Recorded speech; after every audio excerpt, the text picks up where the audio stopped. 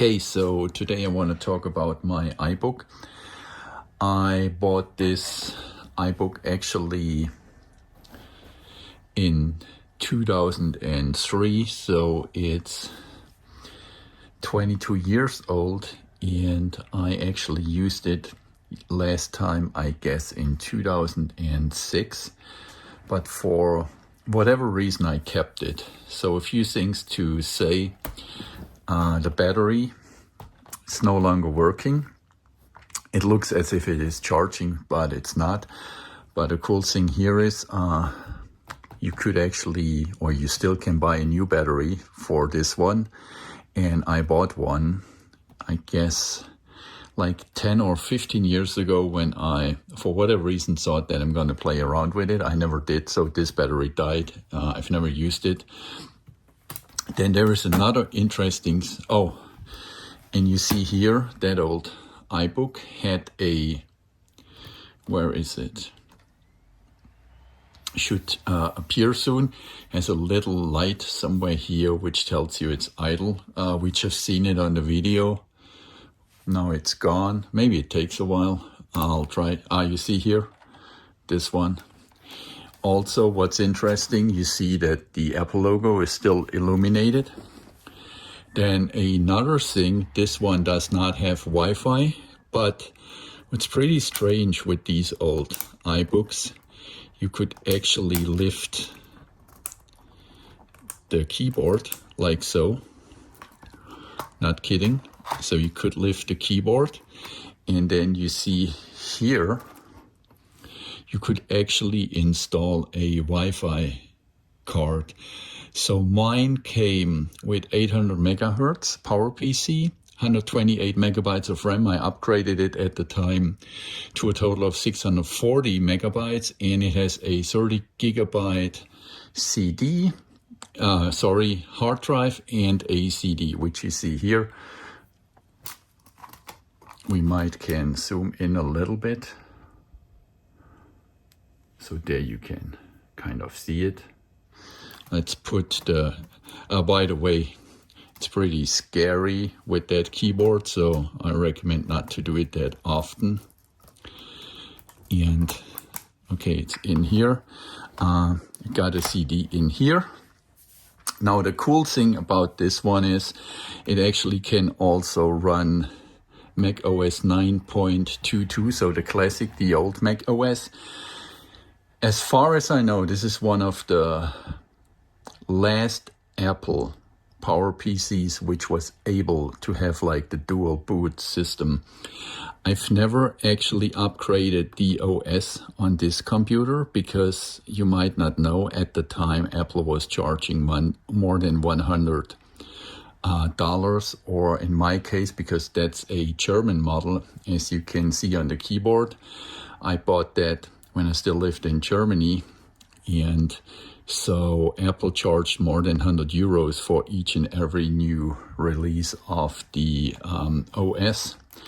So I could switch it to English, but we actually don't have to do this. So you see we have 512 megabytes SD RAM in here, and then the original 128. As you can see, and then we have a PowerPC with 800 megahertz, and the OS system we have on this one is Mac OS 10.2.8.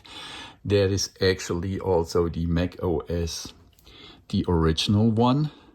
And now, as I said to you, this one, and then of course you see it got, by the way, funny thing, and I'm going to show you this now. So this computer still had a modem port, and so you could actually here have a telephone dial-up connection. Remember, it was 2003. Then you have an Ethernet.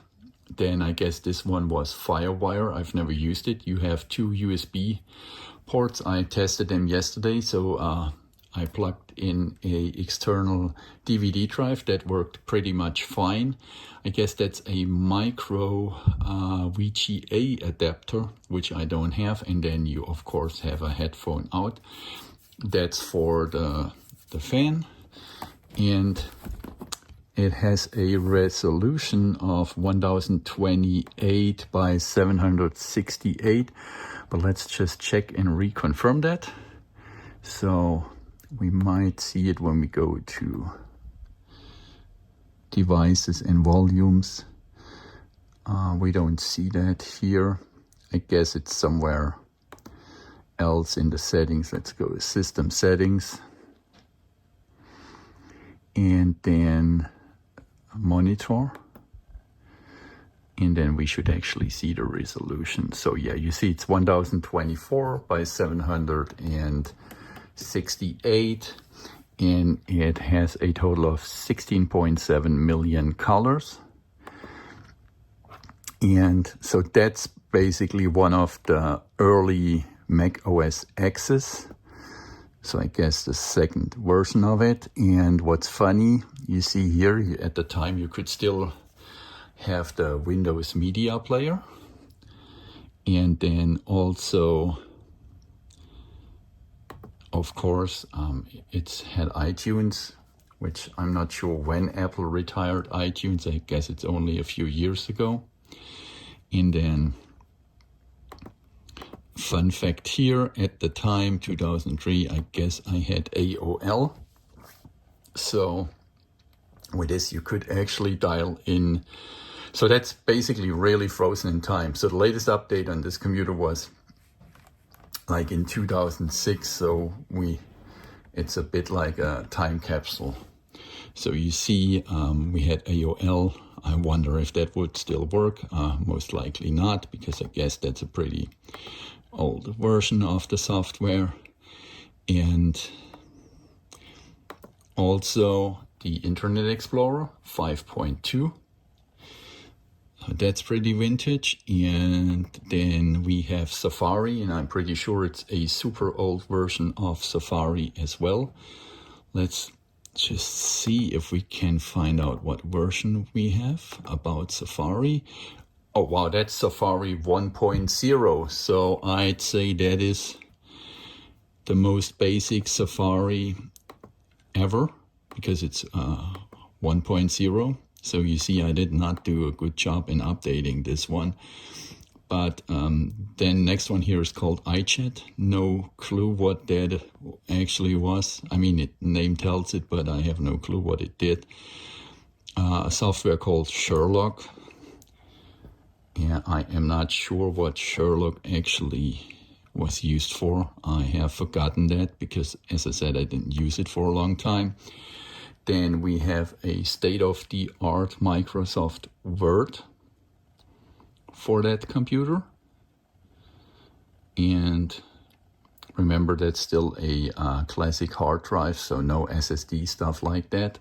So it takes a while to load. And up here you actually see that we could still make a dial in or dial up connection. And now what I want to show you actually, and that's why I'm gonna actually keep that computer. It's because of the old Mac OS. So you can go here for start volume. And then you could actually choose between the Mac OS X, the old Mac OS 9.222 and network start. But we are going to boot into Mac OS 9.22. So it was asking me before I do a reboot or restart if I want to save the data. I said yes and restart. Yeah, would be nice if it would do it. Maybe because we have Word running, it won't restart. Okay, now it's going to restart. What's pretty funny here, one would think, since we have like this translucent keyboard, that it would be illuminated, but it is not. Maybe because of the reason, because you can pop it open. We have two speakers here. They sound terrible by today's standard, to be honest. We do not have a webcam, but what we already have a microphone. And now, that's why I keep it. We can actually run in Mac OS 9.2 2 to be precise. It's 9.22.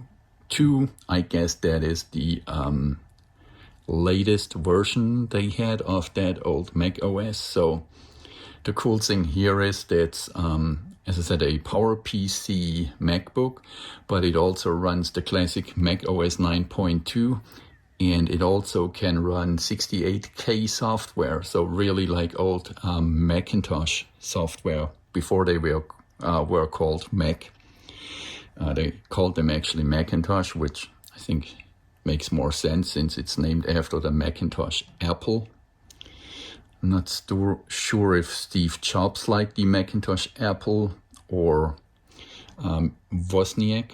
I'm not sure, but I guess one of them liked the Apple, Macintosh apples. I've never ate one. And as far as the story goes, they named it after that.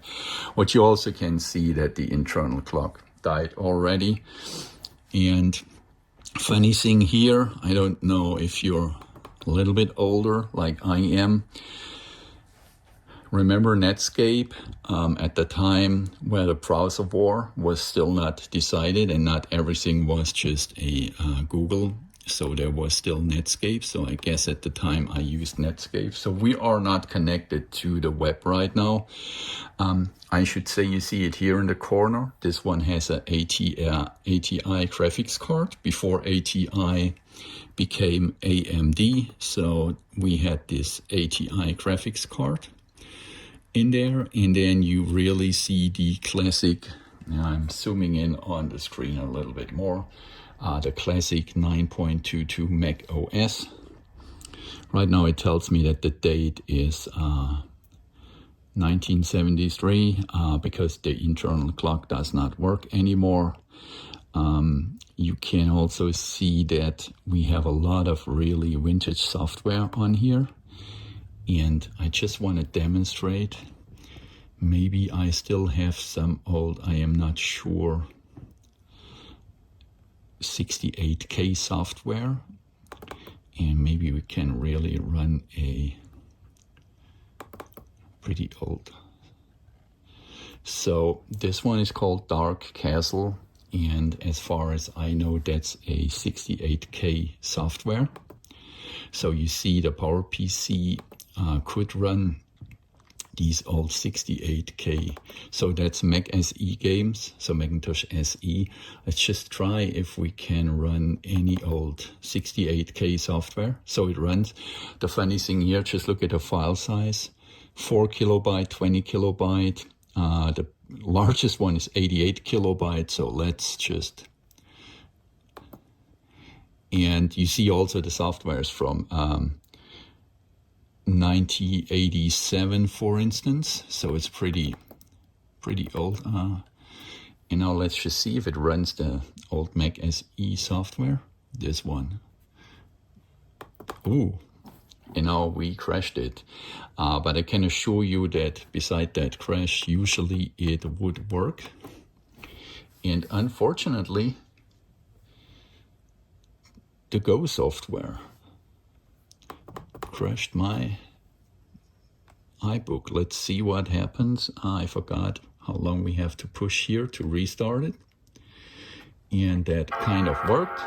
Well, then you hear the boot chime again, and let's just boot that up again real quick before I finish that video. So really, it's a iBook with a PowerPC with 800 megahertz, 640 megabytes of RAM. Came originally with just 128 megabytes. I know it's kind of a joke nowadays, but honestly at the time it was not much RAM at all, as well. That's why I've upgraded it to 512 with an extra 512 megabyte. Honestly, I cannot remember too much about it because that's, as I said, 22 years ago when I bought it. And a little fun fact, at the time in Germany, in the town I lived in, Stuttgart, there was not an Apple shop. So I had to buy it at a shop, I guess it was called Crevis Computers. and the Apple shops popped up later, at least in Stuttgart. I don't know when the first Apple shops were in Germany, but at the time you could just buy it from that crevice store. Remember, internet was a thing in 2003, but buying online a computer, I guess I would not have dared it at the time. So I pretty much drove to the dealership called Crevice, and as I said, there was not an Apple store. I'm not sure if that company is still around or not, since Apple has their own stores. Memory upgrade was kind of expensive. As I said, you couldn't get it online at the time, so you really had to buy it at the dealership. So we do not want to run the 68K software, at least not that one game which crashed our computer. Let's just see about that Mac. So that you see, it's Mac OS 9.2, and it says 640 megabyte of RAM, and then we still have right now, it uses just 49.9 megabyte right now, and we have a free memory of 595.4 megabyte. And so you see, I guess in 2001, that was the latest release date of the classic Mac OS, because it reads 1983 to 2001. That sounds okay to me, because I guess the first Macs were released in 83. So this is kind of a really nice time capsule, which, and I just found that, or let's put it this way, I just moved that 11 years ago when we moved to the States with me, and I actually never used it since that. But I want to dive in a little bit more into it, because not just of the old memories, but just because of the old Mac OS 9.22. At the time when I bought it, I was just keen on Mac OS 10, right? And I still use Apple's, and I have the latest Mac OS running, but now I'm actually more interested in the 9.22. At the time I didn't care about it, but now I think it's kind of fascinating that I have an old vintage computer with a CD-ROM drive where I actually can run all the old Mac OS software. So I'm going to do an updated video maybe in a few weeks, in a few months. I'll actually try to get hold of a copy of Mac OS Tiger, as far as I know it's called. That's the Mac OS 10.4. That's the latest version this one can run. And I guess it runs a little bit faster then. And then I'll also try to bring it online, not for updating, but just for fun, trying out if there is still a browser available, which could actually run nowadays on this 22 years old computer. As always, thanks for watching.